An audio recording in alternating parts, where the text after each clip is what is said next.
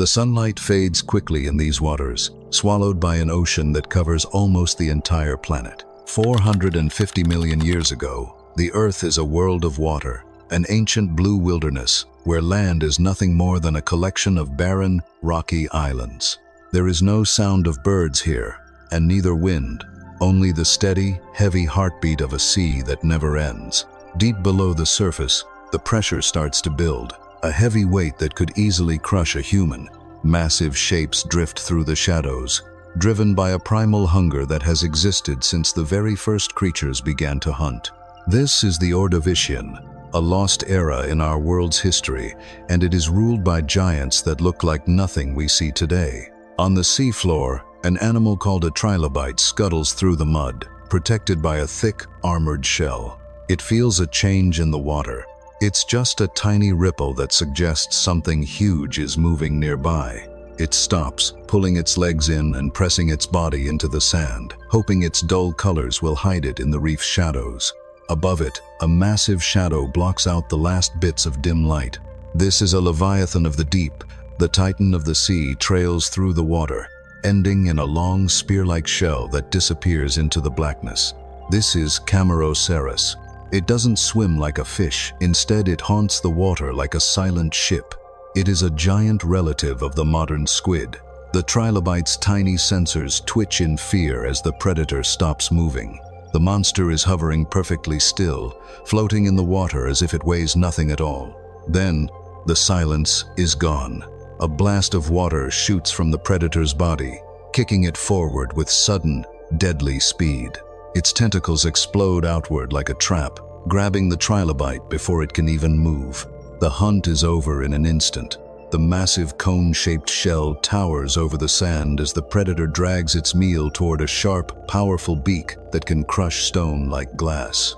But as the giant begins to eat, the water temperature starts to drop. The currents shift, bringing a cold chill from the south. The inevitable change is coming, and even this king of the ocean can feel it. The Cameroceras pulls its tentacles in tight, its massive eyes searching the dark. It is no longer the only hunter in these woods. The Ordovician was a time of massive biological experiments. Back then, the world was trapped in a global heat wave, with air thick and heavy with carbon dioxide.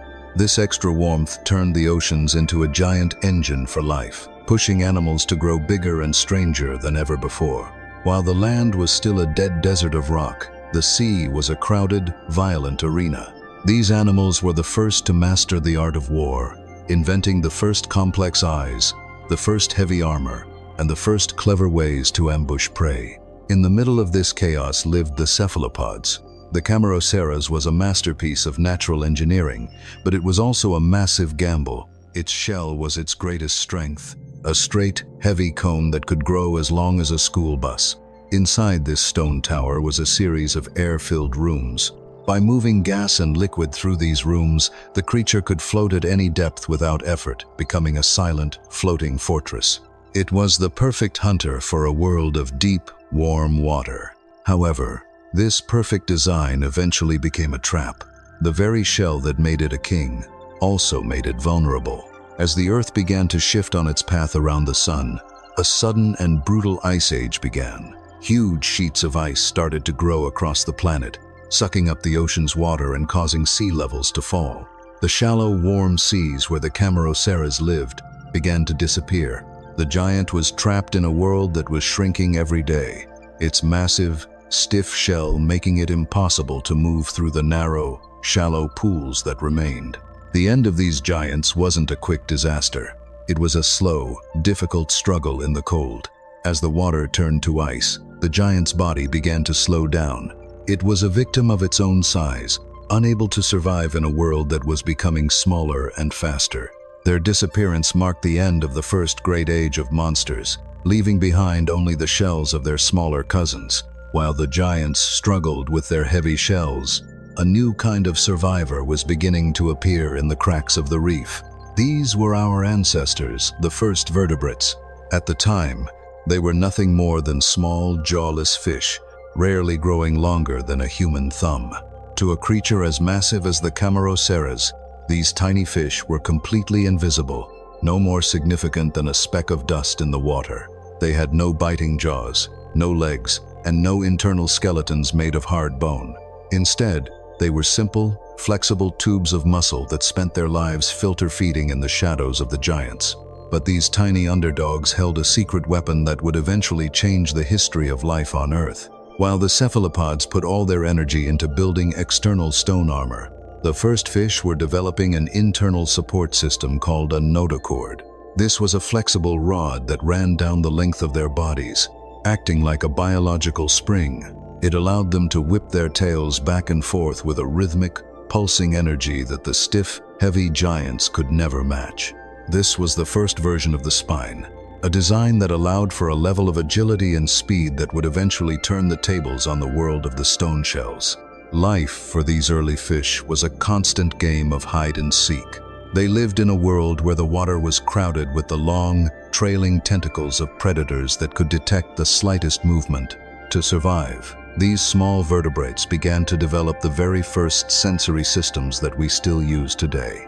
They grew tiny pits along their bodies to sense pressure changes, and their primitive eyes began to sharpen, learning to spot the silhouette of a hunter against the dim light of the surface. They were becoming the world's first specialists in escape, turning their small size and vulnerability into a masterclass in survival. As the Ordovician Ice Age continued to freeze the world, the environment began to favor the small and the fast. The falling sea levels meant that the massive, bus-sized Cameroceras was literally running out of room to exist. Every foot the tide retreated was a death sentence for a creature that needed deep, stable water to float. But for the tiny, flexible fish, the changing tide was an opportunity. They could swim into the shallowest pools, hiding in the gaps between rocks and surviving in oxygen-rich waters that were too turbulent for the heavy giants. The collapse of the old world was the beginning of theirs. This shift in power represents one of the most important metamorphoses in the history of biology. The age of external armor was ending, and the age of internal strength was beginning. Because these small fish were forced to survive in such a dangerous world, they had to become smarter and more reactive. They began to develop the basic blueprints for the brain, the heart, and the complex nervous system. Every time a tiny fish darted away from a reaching tentacle, it was refining the very instincts that would one day allow mammals and humans to thrive. The Cameroceras had been an evolutionary masterpiece of its time, a living fortress that ruled through sheer size and power. But nature is a cruel judge, and it often rewards the creature that can adapt over the creature that can only dominate. The squid and the octopus are the refugees of that ancient era, survivors that finally realized their ancestors' mistake and ditched their heavy shells for good. Meanwhile, the fish grew into the sharks, the whales, and eventually, the creatures that walked out onto the mud to breathe the air. We carry the Ordovician in our own bodies. Our spines are the evolved versions of that first flexible rod that allowed a tiny thumb-sized fish to outrun a monster from the deep.